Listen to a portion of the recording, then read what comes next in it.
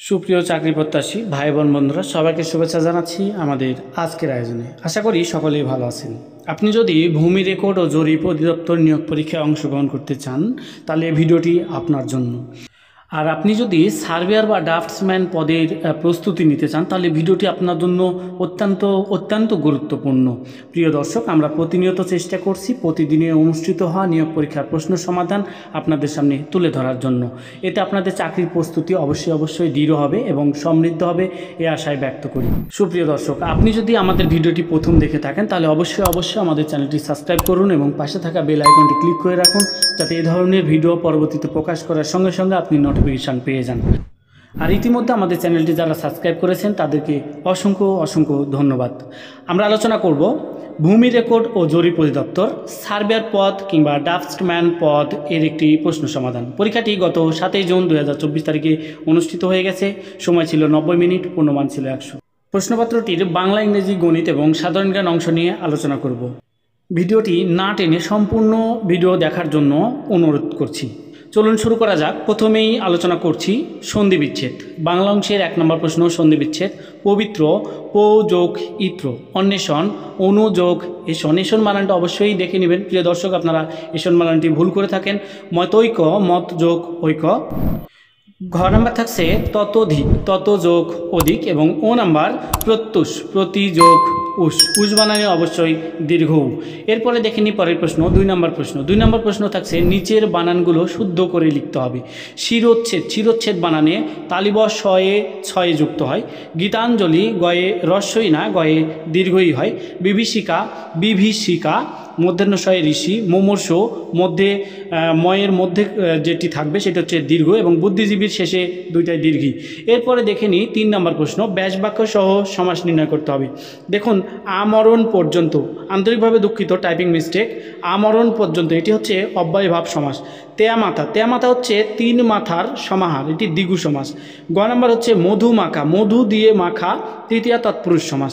ঘ নাম্বার দ্বীপ, এই দ্বীপ অর্থ হচ্ছে 2 দিকে অপ বা জল যার, এটি সংখ্যাবাচক বহুব্রীহি সমাস। চন্দ্রমুখ, এটি চন্দ্রের ন্যায় মুখ উপমিত কর্মধারয় সমাস ডক্টর হায়াত মোহাম্মদের মতে।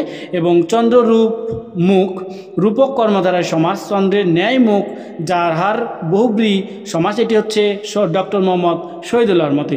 সুপ্রিয় দর্শক, এরপর আমরা দেখে নিই 4 নম্বর প্রশ্ন। 4 নম্বর প্রশ্নে থাকছে নিম্নরেখ পদগুলোর কারক নির্ণয় করতে হবে।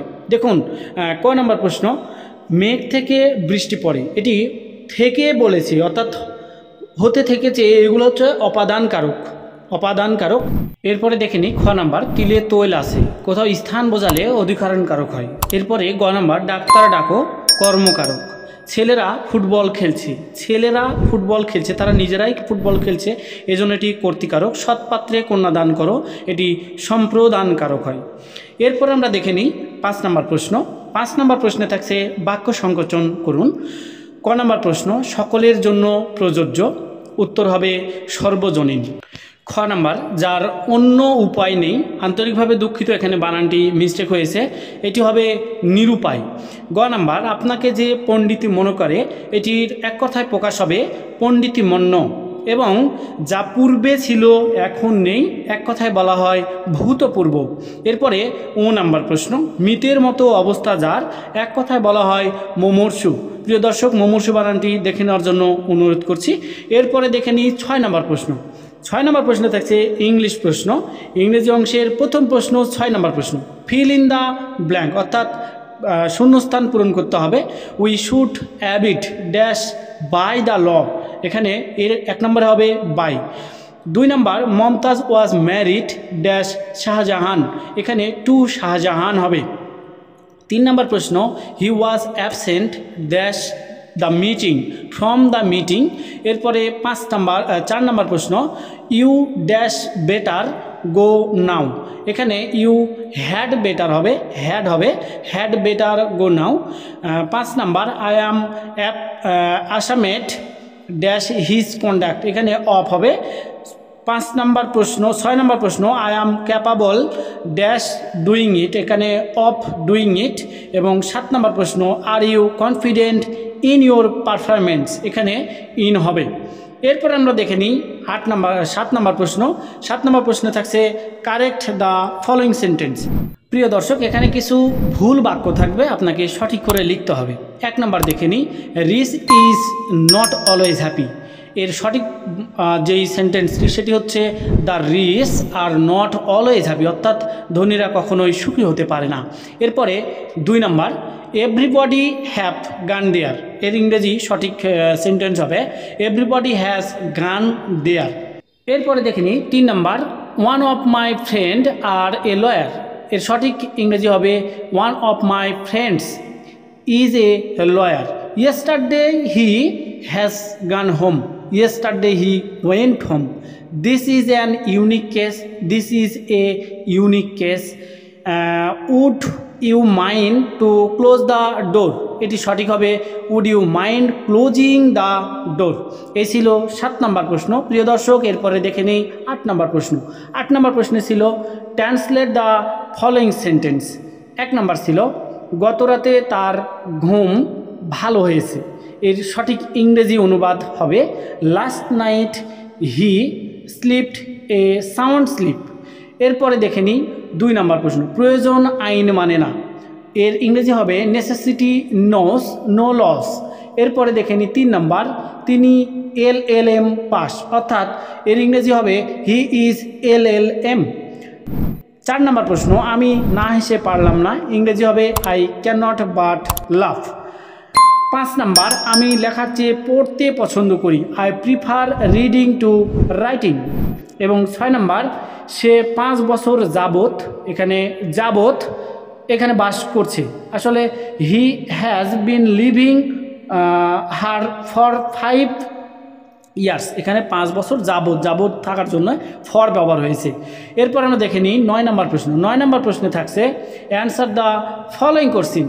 1 নম্বর প্রশ্নে থাকছে reading is an excellent habit. Here the word reading. আসলে রিডিংটা কি ধরনের শব্দ? এটি হবে আসলে জেরান্ট শব্দ। এরপরে দেখে নিই 2 নম্বর প্রশ্ন, what kind of noun is knowledge. এটি কোন ধরনের নাউন? এটি abstract noun. What is the adjective of word mouth. এটি ওরাল। এরপরে দেখে নিই 4 নম্বর, what is the noun form of foolish. এর নাউন ফর্ম হবে ফুল। 5 নম্বর প্রশ্ন, what is the superlative degree of the word big.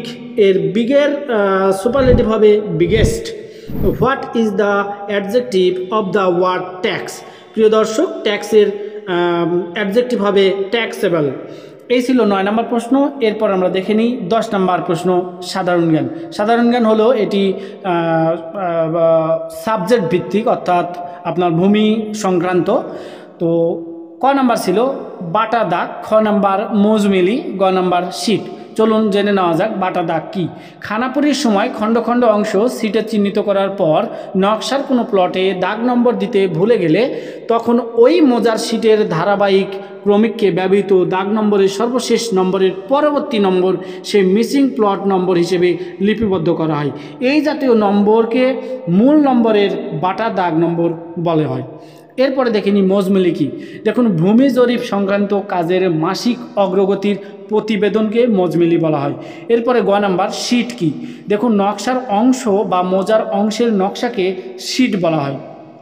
সুপ্রিয় দর্শক, এই ছিল 10 নম্বর রিলেটেড একটি সাধারণ জ্ঞান। এরপরে দেখে নিই 11 নম্বর প্রশ্ন। 11 নম্বর প্রশ্নে ডিজিটাল ভূমি জরিপে ব্যবহৃত 5টি যন্ত্রপাতির নাম লিখুন।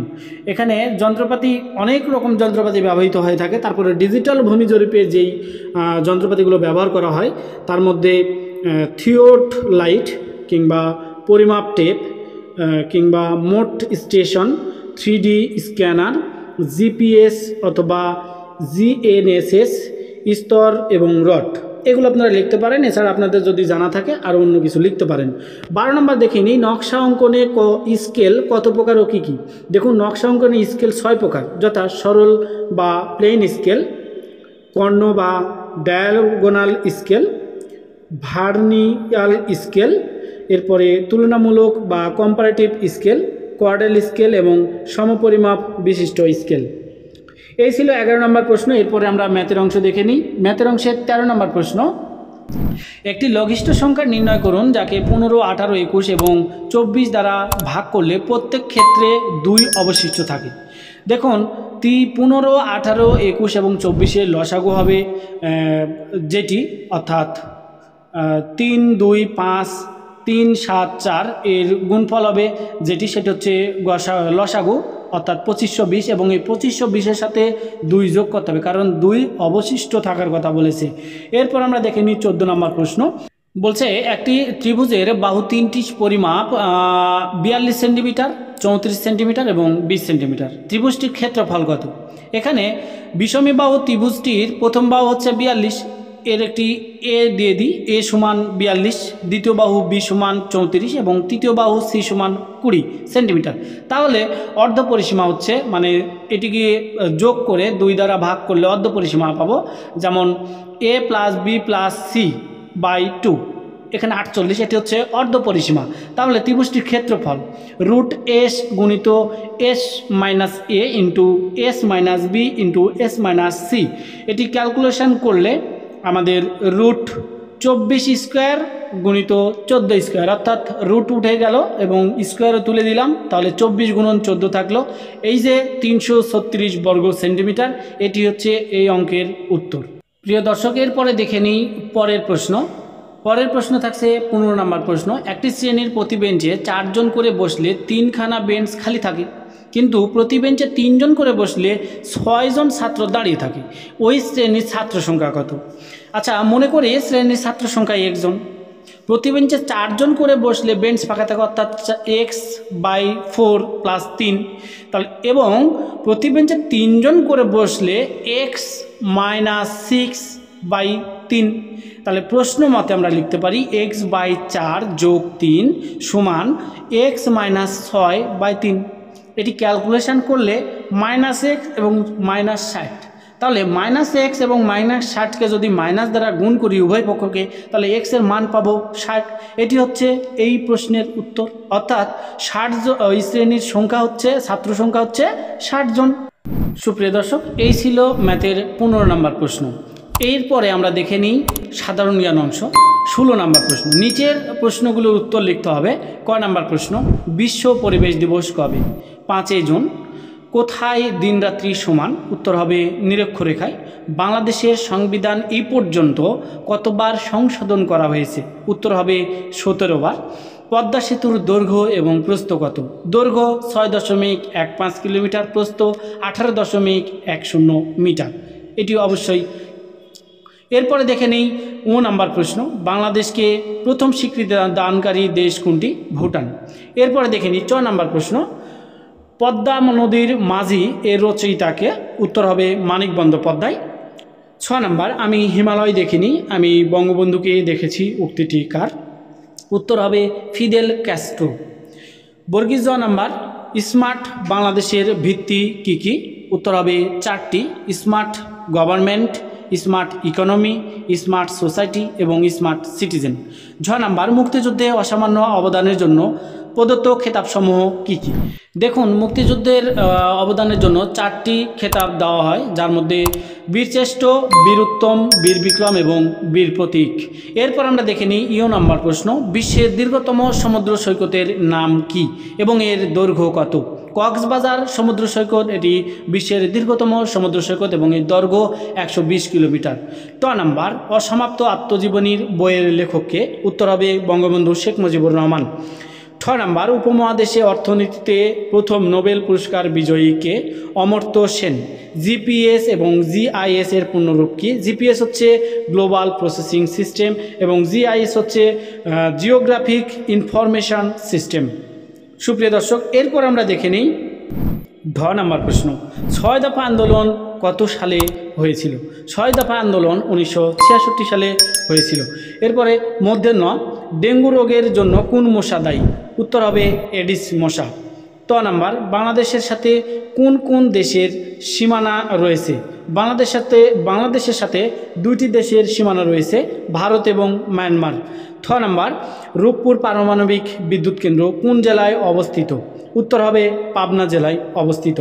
দ নাম্বার, জাতিসংঘ কত সালে প্রতিষ্ঠিত হয় এবং এর সদর দপ্তর কোথায়? প্রিয় দর্শক, জাতিসংঘ প্রতিষ্ঠিত হয় 1945 সালে এবং এর সদর দপ্তর নিউ ইয়র্ক, যুক্তরাষ্ট্রে। নিশীথ সূর্যের দেশ এটি বলা হয় নরওয়েকে। দন্তের ন নাম্বার, বাংলাদেশের প্রথম কৃত্রিম উপগ্রহের নাম কি? প্রথম কৃত্রিম উপগ্রহের নাম হচ্ছে বঙ্গবন্ধু স্যাটেলাইট 1। সুপ্রিয় দর্শক, অসংখ্য ধন্যবাদ পুরো ভিডিওটির সাথে থাকার জন্য। আশা করি এই ভিডিওটি থেকে অবশ্যই কিছু না কিছু আপনি শিখতে পেরেছেন। ভিডিওটি যদি ভালো লেগে থাকে তাহলে অবশ্যই লাইক দিয়ে কমেন্টে জানাতে ভুলবেন না আপনার কেমন লেগেছে। সুপ্রিয় দর্শক, আমরা প্রতিনিয়ত চেষ্টা করছি প্রতিদিনের অনুষ্ঠিত হওয়া সকল নিয়োগ পরীক্ষার প্রশ্ন সমাধান আপনাদের সামনে তুলে ধরার জন্য। এতে আপনার চাকরির প্রস্তুতি আরও সুদৃঢ় হবে, সমৃদ্ধ হবে, এই আশাই ব্যক্ত করি। আমাদের চ্যানেলটি যদি এখনও সাবস্ক্রাইব করে না থাকেন তাহলে অবশ্যই আমাদের চ্যানেলটি সাবস্ক্রাইব করুন এবং পাশে থাকা বেল আইকনটি ক্লিক করে রাখুন। আর ইতিমধ্যে আমাদের চ্যানেলটি যারা সাবস্ক্রাইব করেছেন তাদেরকে আবারও অসংখ্য ধন্যবাদ জানাচ্ছি। দেখা হবে পরের কোনো ভিডিওতে নতুন কোনো প্রশ্ন সমাধান নিয়ে, নতুন কোনো টপিকস নিয়ে। সেই পর্যন্ত ভালো থাকবেন, সুস্থ থাকবেন, বাংলা সাহিত্যের সাথে থাকবেন। শুভকামনা রইল সকলের জন্য। ধন্যবাদ সবাইকে।